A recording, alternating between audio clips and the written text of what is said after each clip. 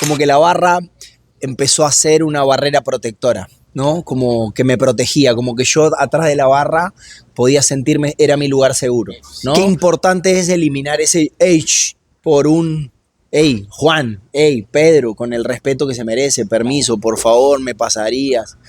¿No? El montón de padres y de hijos que he tenido, sí, gente que me formó, que cuando yo llegué a ciertos lugares a lo mejor eran más grandes, y cómo aprender también como el respeto de los mayores. Bienvenidos a otra toma, otra historia. El día de hoy nos acompaña alguien que no solamente sabe mezclar bebidas, sino también mezclar emociones y experiencia. ¿Listo? Desde Argentina nos acompaña nada más y nada menos que Juan. Juan Vázquez, adelante. Bienvenido. ¿Cómo vamos? Bienvenido, Juan. Buenos días. Desde Argentina y desde Medellín. Y desde Medellín, eso. Bueno, Juan, la primera pregunta que te queremos hacer es más que todo que te presentes un poco, nos cuentes un poquito sobre tu historia y nos digas cuándo empezó todo esto, el amor por la coctelería y demás, un poquito sobre eso, ¿listo? Claro. Bueno, te cuento, yo soy de un pueblo también, en el interior de la provincia de Buenos Aires, que se llama Arrecifes, un pueblito de 40.000 habitantes, vacas, caballos, campo, Mucho campo. llanura. Generalmente los jóvenes del pueblo cuando terminaban la secundaria o el bachillerato era bueno, o se va o se queda o trabajando con el papá haciendo lo mismo que hacía como la familia o trabajando en el comercio porque no había universidades, no había como a dónde ir. Yo tuve la suerte, tenía dos papás muy trabajadores que no les sobraba nada, pero con lo poquito pudieron mandarnos a estudiar a Buenos Aires. Yo me fui a estudiar a Buenos Aires a los 18 años y desde los 14, 15 había tenido una fascinación por el mundo de los bares y las discotecas. Entonces yo le decía, por ejemplo, a mi mamá, no, es que hoy tengo unos 15. Pero mentira, yo me iba a ir a la discoteca, simplemente llegaba a la discoteca, me sacaba el saco, me sacaba la corbata y abajo tenía una camiseta de Guns N' Roses. Y así, y me iba todos los fines de semana y como los dueños eran vecinos de mi abuelo, entonces siempre me dejaban pasar a servir cerveza, a quedarme ahí como del otro lado de la barra. No me metía como ahí entre la gente porque me daba como pánico, pero me quedaba ahí como que la barra empezó a ser una barrera protectora, ¿no? Como que me protegía, como que yo atrás de la barra podía sentirme, era mi lugar seguro, ¿no? Porque no me gustaba meterme ahí donde estaban los borrachos, que se armaban las peleas. Entonces yo ahí. Y claro, y lo segundo que veía era que cuando todos los peladitos se gastaban la plata, yo la estaba ganando. Entonces yo no gastaba dinero en rumba o en beber o en desordenarme, porque justamente mientras todos la gastaban, yo la estaba haciendo. Entonces, claro, eso me permitió como poder empezar a formarme. Cuando llegué a estudiar a Buenos Aires, a los 18, lo mismo. Mis papás no tenían para lo mejor... tenían para que estuviera ahí, ya, y después arréglese. Entonces, el hecho de poder conseguir trabajo en bares, en restaurantes, que al final, y es algo que pasa en todo el mundo, ya les voy a contar más adelante cómo llegué a Colombia, que si vos tenés tu trabajo en tu mochila, ¿no? Que eso es lo que se ha perdido de los artesanos, es lo que se ha perdido de, no sé, como había antes el carpintero, ¿no? Ahora van a una tienda y ya están todos los muebles hechos, elegí el estándar, todos tienen el mismo mueble, antes cada uno tenía su mueble hecho a su medida, y ese artesano, si estaba acá o estaba en la China, iba a seguir siendo artesano. Si vos trabajás a lo mejor en una oficina, estás encerrado, mecanizado y a lo mejor para conseguir ese mismo trabajo te toca estar en un lugar determinado con unas condiciones. El artesano trabaja donde sea. Entonces yo me di cuenta que con eso podía viajar por todos lados, que podía trabajar y podía viajar y que podía sobrevivir, ¿sí? Y creo que es el acercamiento más lindo que tuve con la gastronomía. Hay un libro de Anthony Bourdain que se llama Confesiones de un Chef. Y en ese libro Bourdain dice que la gastronomía somos un montón de ovejas negras, un montón de despreciados, de humillados o de gente que ha cometido delitos. Por ejemplo, en Estados Unidos, gente que sale de la cárcel y solo consigue trabajo en una cocina.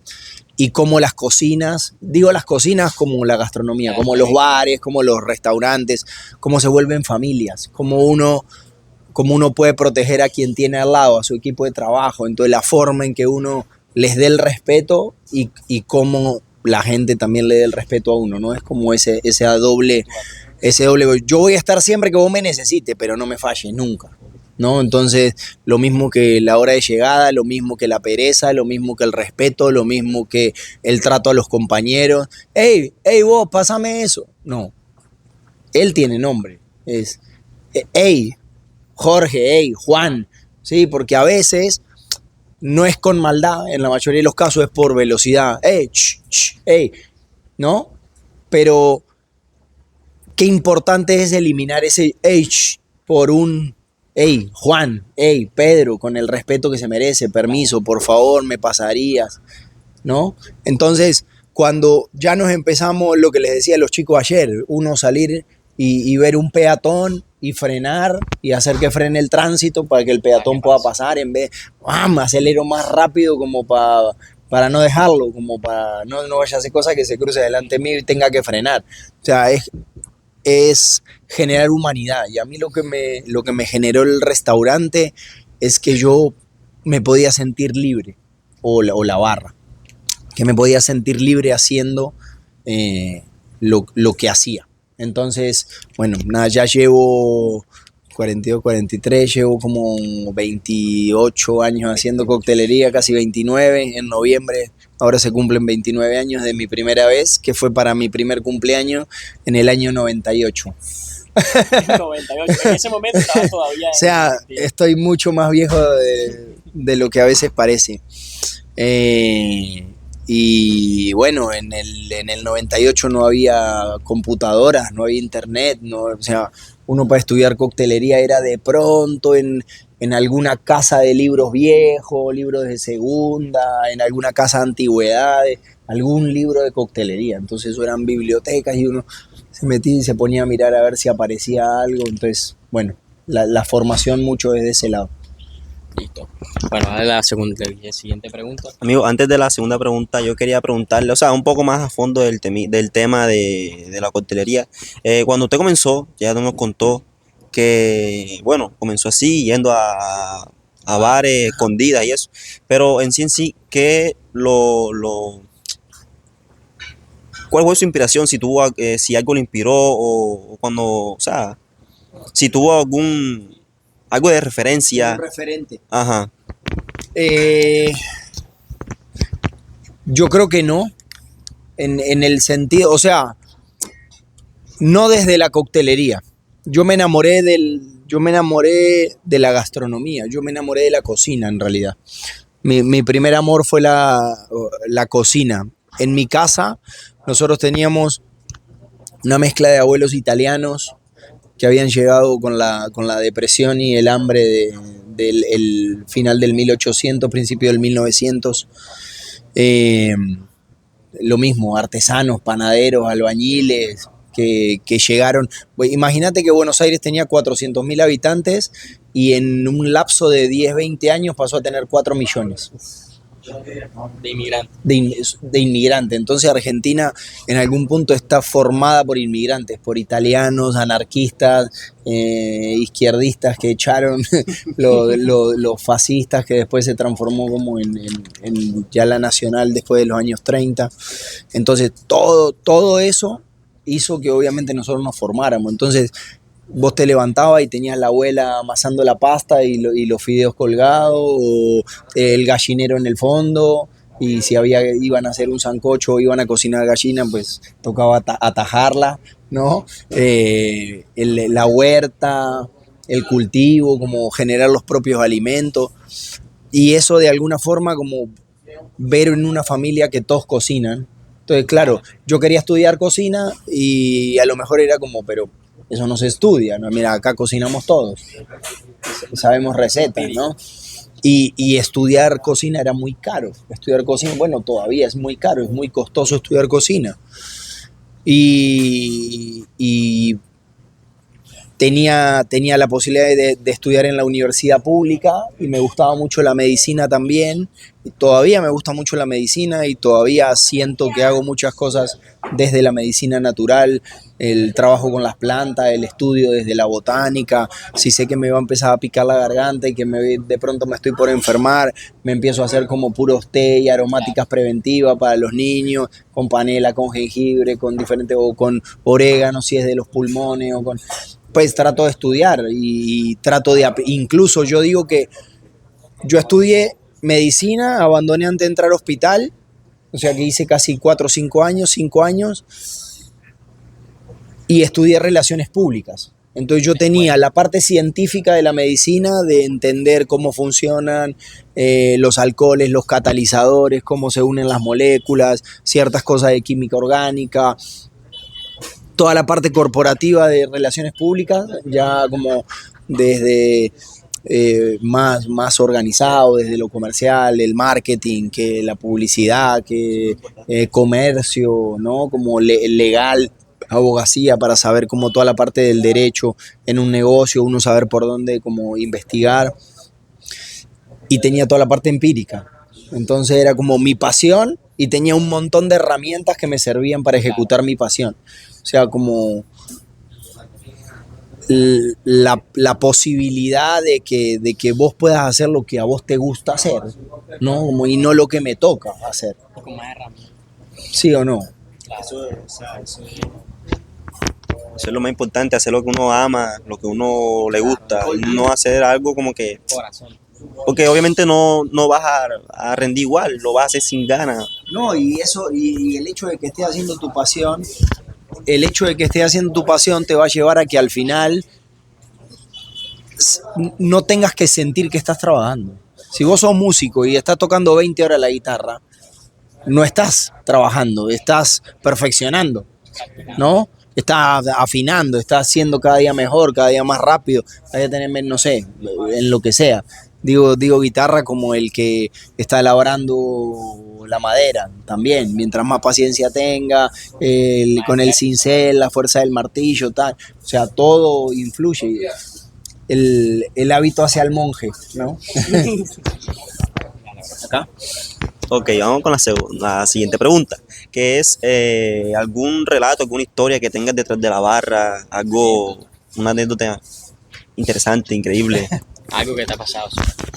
No, pues es que todas son anécdotas, o sea, yo creo que normalmente con lo que se queda la gente es como, no sé, nosotros hacemos mucho evento, entonces a veces la gente se queda más con le hiciste la boda como a tal futbolista o a tal, de repente tengo, no sé, a Falcao enfrente y haciéndole un cóctel, pero lo lindo es cómo reaccionamos nosotros, que generalmente lo que buscamos es no hacerle sentir que él es Falcao, hacerle sentir que él es el primo de la novia. Pues por ponerte un ejemplo, como decir, como, porque si yo, no sé qué, o entonces, por ejemplo, los chicos, todo el equipo tiene prohibido pedir fotos, todo el equipo tiene prohibido, pues sí, que autógrafo, esas cosas. Generalmente nosotros cuando llegamos a eventos que de pronto, no sé, hay gente más famosa, por así decirlo, cantantes, tratamos de que todos llegan y todos guarden el celular y nadie saque el celular. Si alguien tiene que ir a llamar a la casa, entonces que pida permiso, vaya, agarre el celular, salga a donde no lo vea nadie, que haga la llamada que tenga que hacer y vuelva a entrar. También eso trae respeto hacia él. Sí, y sobre todo porque entendemos que hay gente que no puede salir a ningún lado. Y probablemente de todos los invitados, todo el mundo le vaya a pedir en algún momento una foto, entonces que al menos desde nuestro lado ellos puedan sentir por un rato que tienen como un espacio seguro, un espacio donde no tengan que estar ahí como ¿no? Como cumpliendo como esa función que les toca como ponerse ahí, a lo mejor no tienen ganas y les toca igual. Después anécdotas miles, he podido viajar por todos lados, ahora hace un mes estuve en Miami haciendo un lanzamiento, bueno, soy embajador de Dislicores hace muchos años, 9, 10 años, he recorrido el país, he andado por todos lados. Cuando arranqué, que me tocaba estar 3, 4 días en el eje cafetero, 3, 4 días en la costa, 5 días, y para un lado y para el otro y para Bogotá. Yo, más que anécdota, porque anécdotas hay millones, o sea, te podría contar millones, los cortes, ¿no? Me quedo con la gente que he conocido, con los amigos que he hecho, con el montón de padres y de hijos que he tenido, sí, gente que me formó, que cuando yo llegué a ciertos lugares a lo mejor eran más grandes, y cómo aprender también como el respeto de los mayores. Y entender los rangos y entender que hay ciertas personas que tienen ciertos privilegios o están en ciertas posiciones porque se lo han ganado, porque se lo han sudado. Entonces, creo que estamos en tiempos donde los jóvenes a veces sienten como que todo es muy fácil, y entonces estoy trabajando en un lugar y si a los 6 meses no me aumentaron, no me dieron un puesto mejor, no, como que ya quieren todo. Y por ejemplo, nosotros a veces recibimos barbacks. Barback es generalmente el que está atrás del bartender y es el que lo asiste, es como el asistente del bartender. El bartender está ejecutando, hablando con la gente, y el barback es el que lava, el que trae hielo, el que exprime, el que trapea, el que hace toda la parte sucia, todo lo que no se ve. Y a veces hay chicos que llevan 6 meses de barback y ya... No, es que a mí, ¿por qué no soy bartender? ¿O por qué no estoy en la primera línea? Richie, por ejemplo, que es el jefe de baristas, cuenta que tuvo como 2 años de barback mío.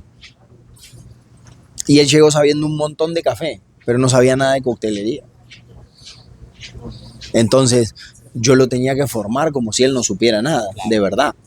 No como si él fuese el jefe de baristas, porque si yo lo trataba a él como si fuese el jefe de baristas, a lo mejor se hubiese quedado haciendo café nomás y no se hubiese metido nunca al bar, ni a hacer cócteles, ni a todo lo que hace ahora, que ahora es jefe de baristas y líder de bartenders.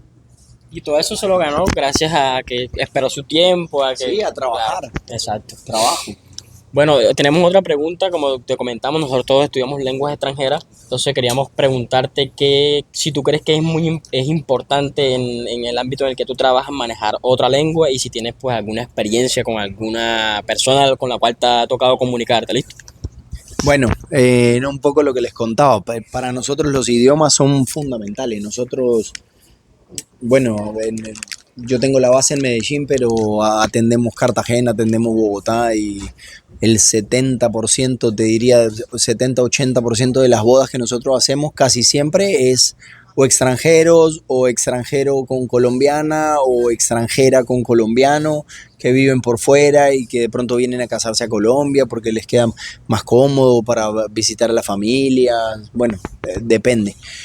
Y claro, no solo para el comunicarte desde uno cumplir con la misión de saludar, sino comunicarte de verdad. Para nosotros es qué querés comer o qué querés tomar, ¿sí? O cómo lo querés, o qué bebidas te gustan, qué ingredientes, si tienen alguna alergia, por ejemplo.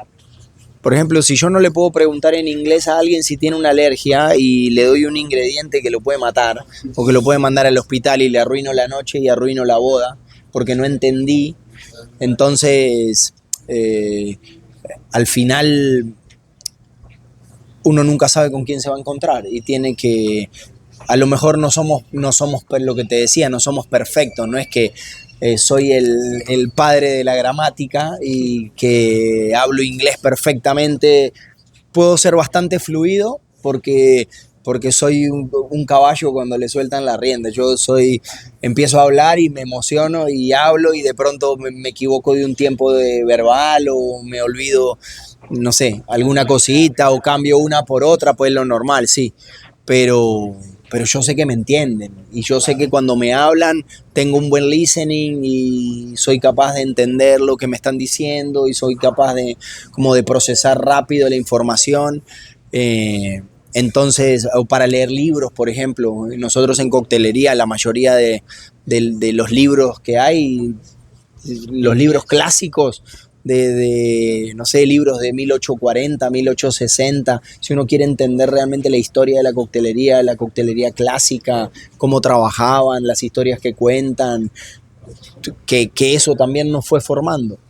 Entonces, poder, bueno, todo esto, ¿no? Hablarlo, poder escucharlo, poder leerlo, poder entenderlo, ¿sí? Inglés técnico, por ejemplo, en nuestro caso, porque a lo mejor alguien que sepa mucho inglés no necesariamente va a saber qué significa Shiger o qué significa strainer o no, como más un inglés técnico. Entonces también nos toca mucho con el cliente eso. ese idioma. Sí, porque si yo estoy hablando de cómo hago un proceso para preparar un almíbar o cómo filtro o cómo hago, no sé, algo, si yo no lo puedo explicar en inglés, no tiene sentido.